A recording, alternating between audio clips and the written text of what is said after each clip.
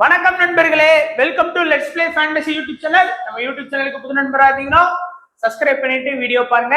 இன்னைக்கு என்ன மேட்சுக்கான ப்ரெடிக்ஷன் தான் பாகிஸ்தான், நியூசிலாந்து, சவுத் ஆப்பிரிக்கா இந்த மூணு டீமுமே விளையாடக்கூடிய ஒரு ட்ரை சீரீஸுக்கான ஒரு சின்ன சீரீஸ். ரெண்டு டீமுமே ரெண்டு மேட்ச் விளையாட போறாங்க. நியூசிலாந்து வந்து பாகிஸ்தான் கூட ஒரு மேட்சும் சவுத் ஆப்பிரிக்கா கூட ஒரு மேட்சும். ஸோ அந்த மாதிரி அதுல யார் வின் பண்றா அப்படிங்கிறது தான் காம்படிஷன். ஸோ ஒரு சின்ன லீக் மாதிரி விளையாடுறாங்க பிஃபோர் சாம்பியன்ஸ் டிராஃபிக்கு முன்னாடி.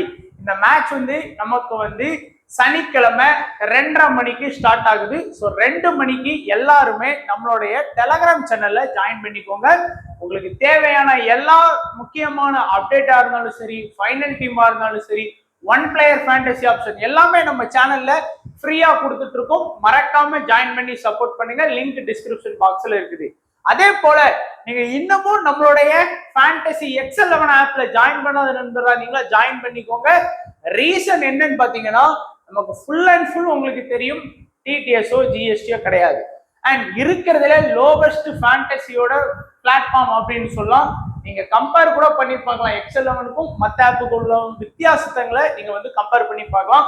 ஸோ இது வரைக்கும் நீங்க ஒரு டைம் கூட நான் X11 ஜாயின் பண்ணல அப்படின்னா ஒரு டைம் ஜாயின் பண்ணி பாருங்க. பிடிச்சிருக்கு பிடிக்கலங்கிறது உங்க கையில தான். ஸோ அதனால ஜாயின் பண்ணி பாருங்க.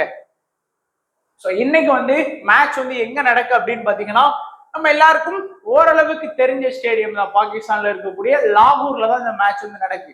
ஸோ இந்த ஸ்டேடியம் பொறுத்த வரைக்கும் பாத்தீங்கன்னா, ட்ரெடிஷ்னலி இது வந்து பாத்தீங்கன்னா ஒரு ப்ரிப்பேரிங் ஸ்லோ பிச்சஸ். அதாவது ஃபாஸ்ட் பவுலருக்கு வந்து பாத்தீங்கன்னா நல்ல விக்கெட் ஸ்கோர் பண்றாங்க, நல்ல பவுன்ஸ் இருக்கும். ஸோ பொதுவா இந்த கிரவுண்ட்ல வந்து பவுலர்ஸ் அப்படின்னாலே நல்ல ஆதிக்கம் செலுத்துறாங்க அப்படின்னு தான் இருக்குது. அதே போல வந்து பாத்தீங்க அப்படின்னா ஸ்பின்னருக்கும் இந்த கிரவுண்ட்ல வந்து பாத்தீங்கன்னா நல்ல அசிஸ்டன்ஸ் இருக்கும் அப்படின்னு இருக்காங்க. அதுலயும் ஸ்பின்னர்லயும் வந்து பாத்தீங்கன்னா லெக் ஸ்பின்னருக்கு வந்து இன்னும் அட்வான்டேஜ் இருக்கும் அப்படிங்கிற மாதிரி சொல்லியிருக்காங்க. பட் நீங்க ரொம்பலாம் போக வேணாம். இல்ல ரைட் ஆர்ம் லெஃப்ட் ஆர்ம் அதெல்லாம் தேவையில்லை. பொதுவா பேட்ஸ்மேனை விட பவுலருக்கு இந்த பிட்ச் நல்ல அட்வான்டேஜ் இருக்கு. நிறைய பேர் வந்து பாத்தீங்கன்னா ட்ரீம் லோன்ல டீம் போடுவீங்க. ஸோ அப்படிங்கும்போது நம்ம ஏற்கனவே சொன்னது போல அதோட ஃபேண்டசி பாயிண்ட் எல்லாமே சேஞ்ச் பண்ணிட்டாங்க. நீங்க பாத்தீங்கன்னா ஒரு பேட்ஸ்மேன் 30 ரன் அடிச்சா கூட 60-70 ஃபேண்டசி பாயிண்ட் வருது. லாஸ்ட் மேட்ச் வந்து நம்ம ஸ்ரேயஸ் ஐயர் வெறும் 52 ரன் அடிச்சாரு, கேட்ச்லாம் முடிச்சாரு. இருந்தாலும் 130+ பாயிண்ட் கிட்ட போகுது. அதனால என்ன சொல்றேன்னா, அந்த மாதிரி இதை கொஞ்ச நாளைக்கு அவாய்ட் பண்ணிக்கோங்க. ஸோ X11ல பிளே பண்ணீங்க அப்படின்னா உங்களுக்கு பழைய ஃபேண்டசி மெத்தட் தான் இருக்கு. ஸோ ட்ரை பண்ணி பார்க்கலாம். நீங்க வந்து இல்ல நான் வந்து புது ஃபேண்டசி மெத்தட்ல தான் விளையாடுவேன்னா அதை பத்தி நல்லா அனலைஸ் பண்ணிட்டு விளையாடுங்க. இல்லைன்னா அவசரப்பட்டு விளையாடாதீங்க. ஏன்னா ரெண்டுக்குமே பாயிண்ட் சிஸ்டம் வந்து டோட்டலா சேஞ்ச். நீங்க வந்து அந்த ஆப் விளையாண்டிங்க அப்படின்னா ஃபுல்லா இருக்கிற எல்லா பேட்ஸ்மேனும் எடுத்து வச்சுட்டு ஏதோ ஒரு 2 பவுலரை மட்டும் எடுத்து வச்சா போதும், அவ்வளவுதான். வேற நீங்க அதுக்கு ப்ரெடிக்ஷன்லாம் பார்க்கணும்னே கிடையாது. ஏன்னா பேட்ஸ்மேனுக்கு அவ்வளவு இம்பார்ட்டன்ஸ் கொடுத்துருக்காங்க. அண்ட் ஓவராலா பாத்தீங்க அப்படின்னா டோட்டலா நமக்கு வந்து 66 மேட்ச் இந்த ஸ்டேடியம்ல நடந்திருக்கு. ஓடிஐ மேட்ச் அதுல 34 பேட்டிங் ஃபர்ஸ்டும் 31 பேட்டிங் செகண்ட் வந்து வின் பண்ணியிருக்கிறாங்க. 0ல இருந்து 200க்குள்ள 24, 200-249க்குள்ள 38 இன்னிங்ஸ், 250-299 46 இன்னிங்ஸ், 300+ வந்து 24 innings. High score low score ரெண்டுமே பாகிஸ்தான் தான். High score 375 Pakistan, low score 75 all out ஆயிருக்காங்க.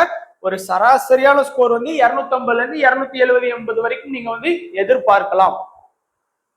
ஸோ இப்போ நம்ம ப்ரெடிக்ஷன் பார்த்துடலாம். ஸோ ரொம்ப கம்பு சுத்திரமாக நம்ம ப்ரெடிக்ஷன் பார்க்க போறதுல ஈஸியா தான் நம்ம பார்க்க போறோம். ஃபர்ஸ்ட் வந்து பிளேயர்ஸ் அனலைஸ் பண்ணலாம். ஸோ எனக்கு தெரிஞ்ச பாகிஸ்தான் மாதிரி ஒரு கோமாளி டீம் இருக்க முடியாதுன்னு தோணுது. ஏன்னா சவுஃபிக்கு அதுக்கப்புறம் வந்து பாத்தீங்கன்னா அய்யூப் ரெண்டு பேருமே டாப் கிளாஸா பெர்ஃபார்ம் பண்ணிட்டு இருந்தாங்க. லாஸ்ட் ஒரு 3 ஓடி ஆஸ்திரேலியா கூட, அதுக்கப்புறம் வந்து சவுத் ஆப்பிரிக்கா கூட எல்லாமே நல்லா விளையாண்டுட்டு இருந்தாங்க. பட் அவங்களுக்கு வாய்ப்பு கொடுக்காம ஜிம்பாவே இந்த 3 டூருமே அவங்க வந்து நல்லா ஆடி கொடுத்தாங்க. ஆனா அவங்களுக்கு வாய்ப்பு கொடுக்காம ஃபர்கஸ் அகமான் எடுத்து வச்சிருக்காங்க. ஸோ நல்ல தோத்து போறதுக்கு ஈஸியா இருக்கும்ல. ஸோ ஃபர்கஸ் அகமான் அண்ட் பாபர் அசாம் 2 பேரும் தான் இன்னிங்ஸ் ஓபன் பண்ண போறாங்க. ஸோ இதுல வந்து பாபர் அசாம் ஒரு நல்ல பிக்கா நம்ம வந்து சூஸ் பண்ணலாம். ஏன்னா கன்சிஸ்டன்சியா ஸ்கோர் பண்ணக்கூடிய பிளேயர். ஃபர்கஸ் அகமான்லாம் 10 மேட்ச் ஆடுறாரு, இல்ல 5 மேட்ச் ஆடுறாருன்னா ஒரு மேட்ச் நல்ல ரிசல்ட் கொடுப்பாரு. மீதி 4 மேட்ச் வந்து ஃபிளாப்பான ரிசல்ட் தான் எதிர்பார்க்கலாம். அப்படிப்பட்ட பிளேயர். பட் எக்ஸ்பீரியன்ஸ் இருக்கு. அடுத்து சவுத் சைடில் வந்து பாத்தீங்கன்னா கொஞ்சம் ரீசெண்ட் டைம்ஸ்ல நல்லா இந்த டெஸ்ட் கிரிக்கெட்டா நல்லாவே ஆடுறாரு. ஸோ அது போல இந்த ஓடியையும் அதே போலதான் 300 பால் இருக்கிறதுனால பொறுமையா வந்து ஸ்கோர் பண்ணி கொடுக்கறதுக்கு நிறைய வாய்ப்புகள் வந்து பாத்தீங்கன்னா அவர்கிட்டயும் இருக்கு. Mohammad Rizwan batting plus wicket keeping ஆப்ஷன்ல இருக்கிறாரு. ஸோ அதனாலே வந்து பாத்தீங்கன்னா அவருக்கு வந்து கொஞ்சம் நல்லாவே அட்வான்டேஜ் கொடுக்கலாம். பேட்டிங்லயும் ரீசெண்ட் டைம்ஸ்ல ஸ்கோர் பண்றாரு, பட் கொஞ்சம் ஃபார்ம் அவுட்ல இருக்கிற மாதிரி தெரியுது. அதே போலதான் வந்து பாத்தீங்கன்னா அவர் வந்து ஓரளவுக்கு வந்து டீசெண்டா ஆடக்கூடிய ஒரு பேட்டிங் பிளஸ் போலிங் பண்ணக்கூடிய ஒரு ஆல்ரவுண்டர். எஸ், நம்ம சவுத் ஆப்பிரிக்கா சீரீஸோட ஒரு செஞ்சுரிலாம் போட்டார் நினைக்கிறேன், நல்லா ஸ்கோர் பண்ணி கொடுத்தாரு. அடுத்து ஆகாஷ் சல்மான் வந்து நல்ல ஒரு ஆல்ரவுண்டர். ஸோ பெஸ்ட் ஆல்ரவுண்டர்னே சொல்லலாம். ஏன்னா மினிமம் வந்து மேட்சுக்கு மேட்ச் ஒரு 5 ஓவர் வரைக்கும் பவுல் பண்ணி கொடுக்குறாரு, திடீர்னு விக்கெட் எடுத்து கொடுக்குறாரு, செகண்ட் மெயின் ஸ்பின்னர் ஆப்ஷன்ல அவர் தான் இருக்கிறாரு. ஸோ அதனால இந்த 6 பேட்டிங் லைனப் வந்து பாத்தீங்கன்னா இருக்கு. மீதி எல்லாமே பவுலிங் பாத்தீங்கன்னா உங்களுக்கே தெரியும், சயின்ஸ் ஆஃப்ரிடி அந்த டீமோட இனிஷியலையும் அட்டாக் பண்ணுவாரு, டெத்ல ஒரு சில ஓவர் பவுல் பண்ணுவாரு, ஃபுல்லா இனிஷியல் அட்டாக்கர் தான். அடுத்து அபர் அஹ்மத் பொறுத்த வரைக்கும் நமக்கு வந்து ஸ்பின்னர், அந்த டீம்ல இருக்கக்கூடிய only one main spinner. Plus இந்த ரீசன்ட் டைம்ஸ்ல Australia series, south Africa series, Zimbabwe series, எல்லாமே ஓடிஐ சீரீஸ் எல்லாமே வந்து சூப்பரா விக்கெட் எடுத்து கொடுத்தாரு. மேட்சுக்கு மேட்ச் நம்ம விக்கெட் எதிர்பார்க்கலாம். அடுத்து ஹாரிஸ் ரஃப் பொதுவா பவர் பிளேல வரமாட்டார், அட்டாக்கு டெத் ஸ்பெஷலிஸ்ட்னு நம்ம சொல்லலாம். கடைசியில தான் அவருடைய ஃபுல் அட்டாக் வந்து இருக்கும். அடுத்து நிசம்சா, ஸோ இவரு வந்து பாத்தீங்கன்னா சயின்ஸ் அஃப்ரிடி கூட இனிஷியல்ல அட்டாக் பண்ணி கொடுக்க, ஸ்டார்டிங்ல வந்து சப்போர்ட்டிங் பவுலரா இருப்பாரு, பிளஸ் மிடில் அட்டாக் பண்ணக்கூடிய பவுலரா இருக்கிறாரு. முகமது ஹஸ்னைன் வந்து ரீசெண்ட் டைம்ஸ்ல நல்லாவே பவுல் பண்ணி இருக்கிறாரு. ஏன் ரீசெண்டா பிபிஎல் கூட வந்து ஆடினாரு சிட்னி தண்டருக்கு. பெருசா விக்கெட் எடுக்கலாலும் மேட்சுக்கு மேட்ச் ஒரு விக்கெட் வந்து நம்ம எதிர்பார்க்கலாம். ஸோ பேட்டிங் தனியா பவுலிங் தனியா அப்படின்னு நீங்க பிரிச்சுக்கிட்டீங்கனாலே உங்களுக்கு ஈஸியா இருக்கும் ப்ரெடிக்ட் பண்றதுக்கு. நம்ம வந்து பார்ப்போம். அடுத்து நியூசிலாண்டை பொறுத்த வரைக்கும் கான்வே ரவீந்திரா ஓப்பனிங் ஆடுறதுக்கு வாய்ப்பு இருக்கு. நிறைய பேர் வந்து பாத்தீங்கன்னா வில்லங் ஓப்பனிங் ஆடுவாங்க அப்படிங்கிறாங்க. அது எப்படின்னு எனக்கு தெரியல. கான்வே ரவீந்திரா மேபி ஆடலாம், இல்லைன்னா வில்லங்கு கூட ரவீந்திராவுக்கு பதிலாக வர்றதுக்கான வாய்ப்பு கூட இருக்குது. 2 பேருமே ஃபார்ம் அவுட்ல தான் இருக்கிறாங்க. கான்வேலாம் வந்து பாத்தீங்கன்னா இந்த எஸ்ஏ T20ல அடிச்சு கொடுத்து ஒரு மேட்ச் கூட வின் பண்ண மாதிரி எனக்கு தெரியல. ஏதோ ஒரு 30 ரன் ஆன மாதிரி தான் ஆடினாரு. அடுத்து வில்லியம்சன் நல்ல ஒரு ஃபார்ம்ல இருக்கிறாரு. சவுத் ஆப்பிரிக்கா T20 இருக்கட்டும், அதுக்கு முன்னாடி நடந்த நியூசிலாந்து வெர்சஸ் இங்கிலாண்டோட டெஸ்ட் கிரிக்கெட்லயும் நல்ல ஒரு ஃபார்ம்ல ஆடி கொடுத்தாரு. அந்த டெஸ்ட்ல கூட கான்வே வந்து பெருசா ஆடல, அது ஞாபகம் வச்சுக்கோங்க. நல்ல ஃபார்ம் அவுட்ல தான் இருக்கிறாரு. அடுத்து மிச்சல் வந்து பேட்டிங் பிளஸ் பவுலிங் ஆப்ஷன் இருக்கக்கூடிய ஒரு டீசென்டான ஒரு ஆல்ரவுண்டர், பவுலிங்கும் பண்றாரு. ரவீந்திராவை விட மிச்சல் தான் அதிகமான ஓவர் பவுல் பண்றாரு. அடுத்து லதாம் விக்கெட் கீப்பிங் ஆப்ஷன்ல இருக்கிறாரு, பிளஸ் பேட்டிங்கும் லைட்டா வந்து பாத்தீங்கன்னா நல்லாவே ஆடி கொடுக்கக்கூடிய பிளேயர், நல்ல ஃபார்ம்ல தான் இருக்காரு. அடுத்து பிலிப்ஸ் அந்த டீமோட 6th பவுலிங் ஆப்ஷன்ல இருக்கக்கூடிய ஒரு மெயின் ஆல்ரவுண்டர், மேட்சுக்கு மேட்ச் நல்ல ஃபேண்டசி பாயிண்ட் எடுத்து கொடுக்கக்கூடிய ஒரு பிளேயர். அடுத்து பெராக்வெல்ஸ் பொறுத்த வரைக்கும் இந்த ரீசன்ட் டைம்ஸ்ல இதுக்கு முன்னாடி நடந்த, அவங்க இதுக்கு முன்னாடி வந்து ஸ்ரீலங்கா கூட ஒரு சீரீஸ் ஆடினாங்க, அதுக்கு முன்னாடி வந்து சவுத் ஆப்பிரிக்கா கூட ஒரு சீரீஸ் ஆடினாங்க நினைக்கிறேன். ஸோ அந்த 2 இதுலயுமே வந்து பாத்தீங்கன்னா நல்லாவே வந்து பாத்தீங்கன்னா ஒரு பெர்ஃபார்ம் பண்ணாரு. பேட்டிங் பிளஸ் பவுலிங் சொல்லி நல்லாவே வந்து ஆடி கொடுத்தாரு. ஸ்ரீலங்கா கூட தான் ஆடினாங்க, ஒன்னு ஹோம் பிச்சில் ஆடினாங்க, ஒன்னு அவேல ஆடினாங்க. 2மே வந்து பெர்ஃபார்ம் பண்ணி கொடுத்தாரு.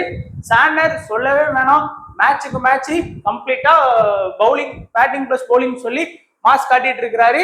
நேதன் ஸ்மித் வந்து நல்லாவே ரீசெண்ட் டைம்ஸ்ல அவங்களை வந்து ஒரு நல்ல ஒரு ஃபாஸ்ட் பவுலரா இருக்கிறாரு. அடுத்து வில்லியம் பொறுத்த வரைக்கும் நல்ல ஒரு ரீசெண்ட் டைம்ஸ்ல நல்ல யங் டேலண்டட் பிளேயர். நிறைய பேர் வந்து அந்த இடத்துல லாக்கி ஃபெர்குசன் ஆடுவாங்கன்னு வேற சொல்றாங்க, என்னன்னு தெரியல. அடுத்து மேட் ஹென்றி எக்ஸ்பீரியன்ஸ் பிளஸ் நல்ல ஒரு ஃபாஸ்ட் பவுலிங்ல இருக்கக்கூடிய ஒரு பவுலரா இருக்கிறாரு. ஸோ இப்போ நம்மளுடைய ப்ரெடிக்ஷன் என்ன அப்படின்னா, மஸ்ட் பிக்ல இன்னைக்கு நீங்க யாரெல்லாம் சூஸ் பண்ணலாம் அப்படின்னு பாத்தீங்கன்னா, இந்த இதுல நீங்க பாத்தீங்க அப்படின்னா நான் கண்டிப்பா சொல்றது பாபர் அசாம நீங்க வந்து ஒரு மஸ்ட் பிக்கா கண்டிப்பா சூஸ் பண்ணலாம். முகமது ரிஸ்வானை நீங்க ஒரு மஸ்ட் பிக்கா சூஸ் பண்ணலாம். சயின்ஸா அஃப்ரிடியை நீங்க ஒரு மஸ்ட் பிக்கா சூஸ் பண்ணலாம். அதுக்கப்புறம் அபர் அகமடை நீங்க ஒரு மஸ்ட் பிக்கா சூஸ் பண்ணலாம். ஏன்னா இந்த 4 பேருமே உங்களுக்கு வந்து கண்டிப்பா ஏதாச்சும் ஒரு வகையில ஃபேண்டசி பாயிண்ட் வாங்கி கொடுக்கறதுக்கு வாய்ப்பு இருக்கு. அதே போல நியூசிலாந்து டீம்ல மஸ்ட் பிக் ஆப்ஷன் அப்படின்னு பாத்தீங்கன்னா ஃபர்ஸ்ட் சொல்றது சாண்டரை சொல்லுவேன். ஏன்னா சாண்டர் வந்து உங்களுக்கு ஒருவேளை டாப் ஆர்டர் சொதப்புனா கூட பேட்டிங்ல ஒரு 15 ரன் அடிச்சு ஒரு விக்கெட் எடுத்து கொடுத்துருவாரு. அந்த வகையில சாண்டரை நம்ம வந்து ஃபோக்கஸ் பண்ணலாம். அதுக்கு அடுத்தபடியா மஸ்ட் பிக் ஆப்ஷன்ல பாத்தீங்க அப்படின்னா நம்ம வந்து பிராக்வெல் சொல்லலாம். ஏன்னா ஒரு நல்ல ஒரு all rounder, batting plus bowling option இருக்கு. அதுக்கு அடுத்தபடியா கொஞ்சம் நல்ல ஃபார்ம்ல இருக்கக்கூடிய வில்லியம்சன். ஸோ இந்த 3 பேரையுமே நியூசிலாந்துல இருந்து மஸ்ட் பிக் ஆப்ஷன்ல ட்ரை பண்ணுங்க.